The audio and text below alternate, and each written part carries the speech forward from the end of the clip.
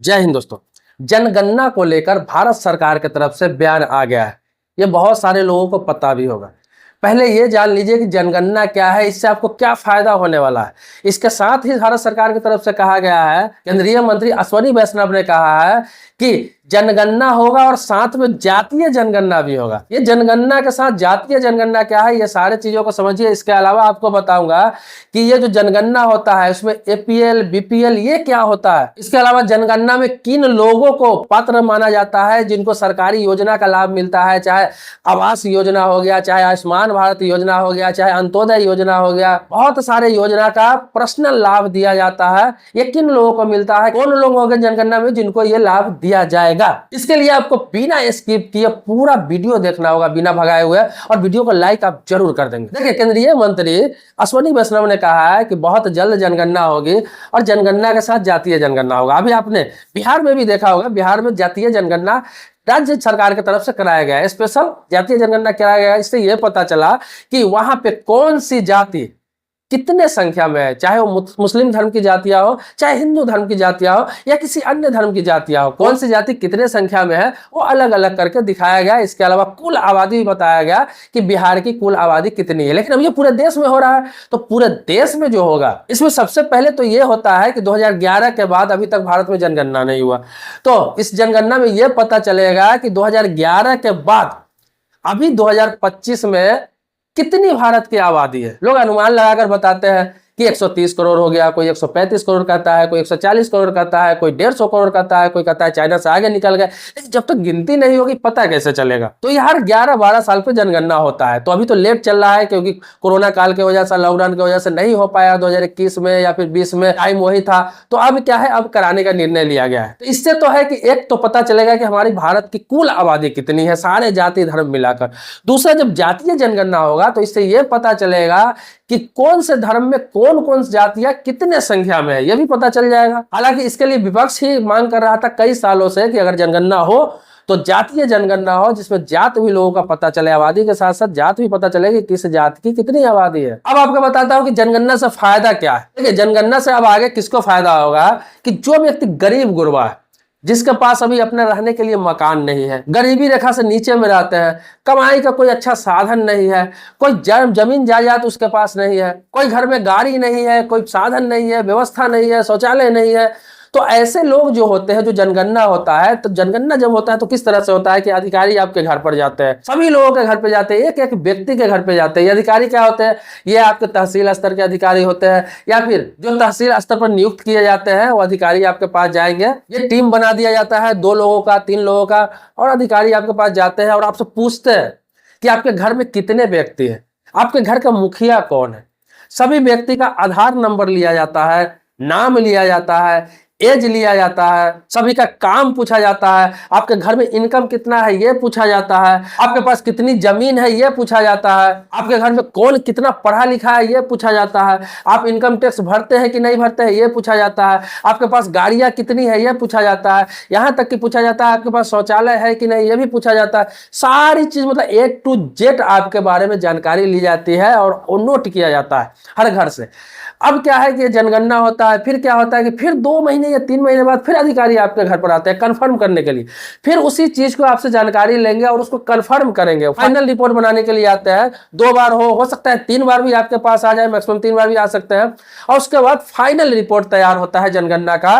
जो लिस्ट आता है जनगणना का, वो सभी फैमिली का अलग अलग लिस्ट बन के आता है। वो ऑनलाइन भी आपको मिलेगा, ऑफलाइन भी आप चाहे तो निकाल सकते हैं या फिर अपने तहसील से ले सकते हैं। अब क्या है कि उस जनगणना के आधार पर लोगों को फैसिलिटी मिलता है। एक तो पता चल जाता है कि अपने देश की आबादी कितनी है, आपके जिले की आबादी कितनी है, किसी राज्य की आबादी कितनी है, किस जाति की आबादी कितनी है, सारा पता चलता ही है।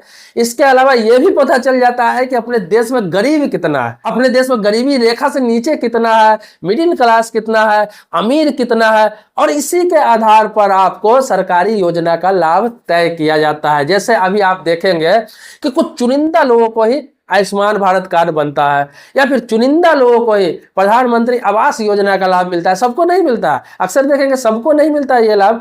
घर के जो पैसे मिलते हैं सरकार की तरफ से, जो घर बना के मिलता है, वो सबको नहीं मिलता है, चुनिंदा लोगों को ही मिलता है।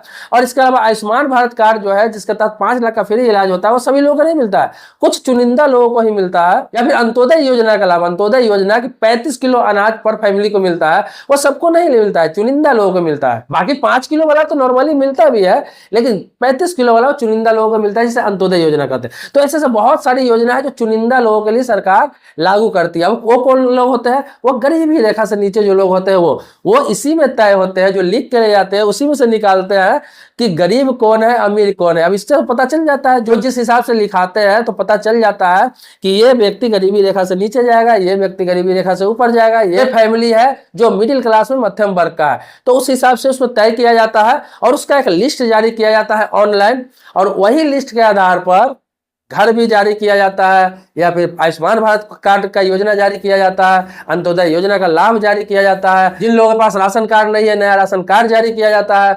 जो नया जन्म लिया बच्चा, या फिर कोई शादी करके महिलाएं घर में आई, या फिर कोई बेटी शादी करके चली गई, जो व्यक्ति मर गया, उन लोगों का भी सारा इसमें मैनेज हो जाता है। जो नहीं है उनका नाम कट जाता है, जो नए लोग हैं उनका नाम जुड़ जाता है, जो फैमिली अलग हो गया उनको अलग अलग डिवाइड हो जाता है, इसी में जिस हिसाब से फैमिली लिखाता है। तो ये सारा जनगणना पे ही निर्भर करता है। एक जनगणना होने से, जिसको एनपीआर बोलते हैं, नेशनल पॉपुलेशन रजिस्टर, तो एक जनगणना होने से बहुत सारे काम एक साथ हो जाते हैं, फिर 10, 11, 12 साल शांति से देश चलता रहता है। तो ये होता है जनगणना होने का फायदा, और इसको बोलते हैं जनगणना। तो आपके पास अगर जनगणना जब शुरू हो, जब सरकार की तरफ से आदेश हो जाए, जब अधिकारी आपके पास जाए, तो आप अगर गरीबी रेखा से नीचे में भी है और आप अभी अमीर हो गए हुए हैं, तो आप जो है वो बताइए, ताकि गरीबी रेखा से बाहर आप निकल जाएंगे।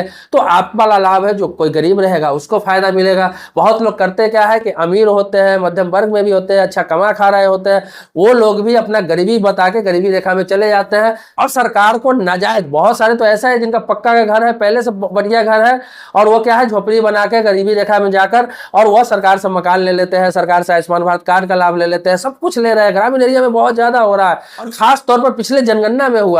लेकिन इस जनगणना में है कि बहुत ही डिजिटल तरीके से किया जाएगा, हर चीज पता लगा के किया जाएगा, कंफर्म करके किया जाएगा। इसीलिए ईमानदारी से आप लोग अपना हर कुछ जो भी है आप लिखाइए। गरीबी रेखा में है तो गरीबी रेखा का लाभ उठाइए, आप सही है तो आप सही चीज बताइए। आपके घर में कोई सरकारी नौकरी है तो सरकारी नौकरी बताइए। आपके घर में कोई लाखों कमाने वाला है तो बताइए हम लाखों कमाते हैं। इनकम सही बताइए, जमीन जायदाद सही बताइए, घर बताइए सही। अगर आपके पापा के नाम पे है तो बताइए पापा के नाम से जमीन है, मेरे नाम से कुछ भी नहीं है। मतलब जो सही है वो सही बताइए, आपके नाम से जो है वो आप बताइए सही, क्योंकि इसी के आधार पर सारे चीज आंकड़े आते हैं, चाहे आर्थिक मामलों के हो, चाहे सामाजिक मामले के हो, चाहे गरीबी रेखा के नीचे ऊपर के हो, चाहे जाति का हो, चाहे धर्म का हो। किसी प्रकार के नतीजे इसी जनगणना से तय होते हैं। एक जनगणना से बहुत सारे चीज तय होते हैं। तो आपको बता दूं कि यह बहुत जल्द होने वाला है, क्योंकि भारत सरकार की तरफ से कई सालों बाद यह बयान आया है कि अब जनगणना कराया जाएगा, साथ में जातीय जनगणना भी कराया जाएगा। हो सकता है कि इसी साल के किसी महीने से स्टार्ट कर दिया जाए, क्योंकि जनगणना जब स्टार्ट होता है तो इसको खत्म होते होते